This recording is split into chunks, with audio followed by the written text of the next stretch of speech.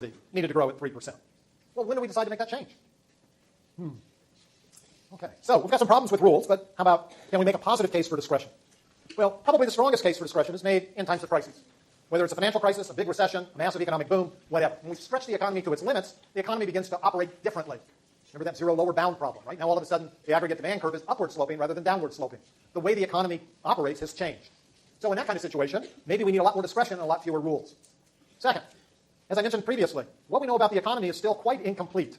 Yes, we have our models. How accurately they actually reflect the underlying economy, especially as the economy changes and evolves over time, may mean that the models are not as wonderful as we think they are. That suggests then that there's a lot of art rather than science involved in policy making. And so that would also suggest that simple rules probably can't do the job and we should have more discretion. And of course, that's the third point. When there are big structural changes to the economy, discretion is probably more valuable. As an example, in the late 1990s, the economy was booming, inflation and the unemployment rate was going down. Inflation was also falling during that period of time. The Federal Reserve, if you went back and you read the minutes or the transcripts to the Federal Reserve meetings during that period of time, you would have found that most people who had a strong opinion on the issue, that is, most of the macroeconomists that were on the Federal Open Market Committee, were arguing that what we were experiencing in the late 1990s was a short-run positive aggregate supply shock. So the short-run aggregate supply curve had shifted down, economic output would expand, the unemployment rate would come down, inflation would come down. But one of the things we know about short-run aggregate supply shocks is they have a tendency to reverse. We go back to potential output, we get higher inflation. Because we didn't want higher inflation, the Federal Reserve should be raising short-term interest rates. There was only one person on the Federal Reserve who was adamant that that was the wrong course. His name was Alan Greenspan. He also was chairman of the Federal Reserve, and by virtue of being chairman, he basically controlled 51% of the votes. So Alan Greenspan actually looked at the same data, same situation, heard the same analysis from the Federal Reserve staff, and said, I think that this is a long-run positive aggregate supply shock. Now remember, in a long-run positive aggregate supply shock, the unemployment rate can come down, inflation can come down, and there's no big upward pressure on inflation over time. In fact, when we get into the new long-run potential, inflation is often lower. Well, it turned out, big structural change coming about because of the commercialization of the internet and advances in information technology, we were having a long-run aggregate supply shock. But it wasn't immediately obvious to most people at that time. In fact, just to let you know, it's not immediately obvious to some people even now, but definitely not in real time.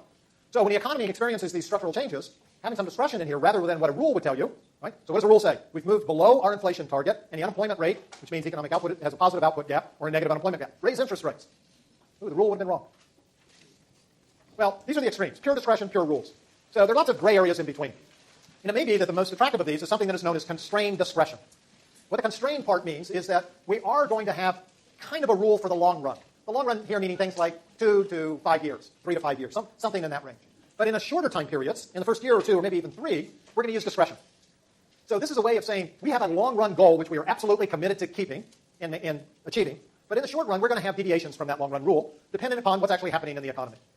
So what this means then is if your long-run rule is I have an inflation target at 2%, that there may be periods of time where I'm willing to accept less inflation, and other periods of time where I would be willing to accept somewhat higher inflation, as long as, on average, over my 3 to 5 year horizon, we actually get inflation at 2%. So we're not trying to hit the target in each and every month or quarter or year, but rather on average over time. And the discretion part comes that we can make short-run deviations from this long-run goal to account for deviations in the economy from potential output. Now, in order to do this, the central bankers or the fiscal policy makers actually have to do several things. If we think about the central bankers doing constrained discretion, they have to do a number of things. First of all, they have to announce what their goal is. That goal can be, we want inflation to average 2% on average over the next 3 to 5 years. Right? Something as simple as that. It could be, we want the money supply to grow at 3% per year. Or it could be, we want to have a fixed exchange rate. Right? It could be a whole variety of things. So it's important to know when it's the central bank, though, that the goal, what we call an anchor, is actually a nominal anchor. Right? Why does it have to be nominal? In the long run, the central bank can only affect other nominal variables. Right? It controls or influences the nominal monetary base, the nominal short-run interest rate, the nominal exchange rate. In the long run, nominal variables only affect other nominal variables. So from the central bank's perspective, if we're going to have a credible anchor, it has to be something that we can actually influence in the long run. So it has to be another nominal variable. This is why inflation targeting seems to be such a popular thing for central banks to do. They can, as we've seen time and again, target inflation at whatever level they want in the long run. So they have to announce what their target is. It has to be understood by the public what the target is, and the public actually has to believe that the central bank is actually committed to achieving that target. Right? So we need to have transparency from the central bank telling us what they're going to do. We actually have a responsibility too. We have to hear it. We have to believe it. And we need to believe that the central bank is serious about achieving it. So once we have all those features in place, now the central bank can do a lot more things in the short run, moving away from that long-run target without influencing the long-run target itself or the long-run expectations. So in this case, we have, in some sense, some elements of a policy rule, right? We're just not doing it every quarter or every year. We're just doing it on average over a longer period of time. And when we do this, it will help to anchor or fix inflationary expectations. It will help to fix inflationary expectations. If the central bank says, we have a 2% inflation target, and everybody believes that the central bank will achieve that over a 3 to 5 year horizon, it's going to be very hard for inflation expectations to move significantly away from 2%. we believe that the central bank will do it. The central bank has to actually do something to earn our trust. So let's think then about a couple of situations where having this credibility or not having this kind of credibility on the nominal anchor actually makes a difference. So in these examples, we're going to assume that the economy starts in general equilibrium, that the central bank has committed to a inflation target at the general equilibrium inflation rate. So our target inflation rate here equals pi naught. Now we want to look at two different situations. So in the first situation, the public doesn't believe the central bank. In the second situation, the public will believe the central bank has credibly committed to achieving their anchor. We're also going to assume that we have rational expectations rather than adaptive expectations. So the first thing that we need to look at is we're starting at point A. And the expected inflation, this is lack of credibility. Okay, so expected inflation here equals pi naught. Okay, we're going to have a positive aggregate demand shock. So the AB curve shifts out. There'll be two parts here. So I'm going to show output rising to Y1A and inflation rising to pi 1A. Now the central bank has told us they want inflation to be at pi naught, right? That's their target level. But we actually see inflation higher. And we don't believe the central bank in their statement that they are actually going to achieve inflation at pi t. So what do we know is going to happen? What will we know would happen with adaptive expectations? So if we have adaptive expectations in the following time period, short-run aggregate supply curve is going to shift up. And then in the year beyond that, it'll shift up again and again and again. So we already know today that inflation is going to be higher in the future. So as soon as this positive aggregate demand shock happens, and we know that inflation is going to be higher, what happens to our expectations of inflation? Remember, we have rational expectations. They change whenever we have new information coming in. The new information we have, positive aggregate demand shock, leading to a positive output gap. What do I think would happen to inflation? What do you think would happen to inflation? It's going to go up, right? Inflation's going to go up. Oh, wait a minute, it's going to go up. Why don't I expect it to go up right now? And if I expect it to go up now because of this new information, what else happens? The short-run aggregate supply curve shifts up. Now, how far it shifts up depends upon what our equation for rational expectations actually looks like. I'm not going to write down an equation for that, but let's just assume that it shifts up to here. I'm going to call that point X because that's where expected inflation would go to. But notice what happens. We're actually at point B. So notice then, if we have rational expectations and this positive aggregate demand shock, our expectations of inflation change directly with the positive aggregate demand shock. Economic output doesn't go up by very much because inflation goes up a lot more. So what we see then is with a lack of credibility, a positive aggregate demand shock leads to bigger increases in inflation. Now let's take a second scenario where the central bank actually does have credibility at its inflation target. So if that credibility exists, then our expected inflation equals our target inflation rate. We're still at point A to begin with, general equilibrium. But now that positive aggregate demand shock shifts the AD curve to the right. Economic output goes up.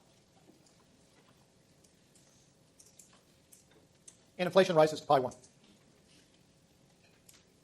And in year 1, there's been no change in our short-run aggregate supply curve.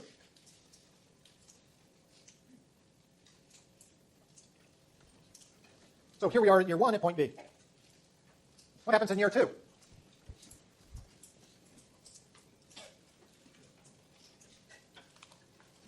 Notice that with adaptive expectations, the model that we've been working with, the short-run aggregate supply curve would move up, intersecting the long-run aggregate supply curve at pi 1. But if the central bank has credibility of meeting its inflation target, expected inflation does not change. So in year 2, there would be no change in the short-run aggregate supply curve. And we would stay at Y1, pi 1.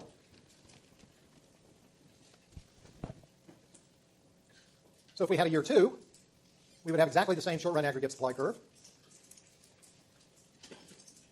Expected inflation would still equal our target rate. Y1 and Y2 would be the same. Pi 1 and pi 2 would be the same. We'd still be at point B.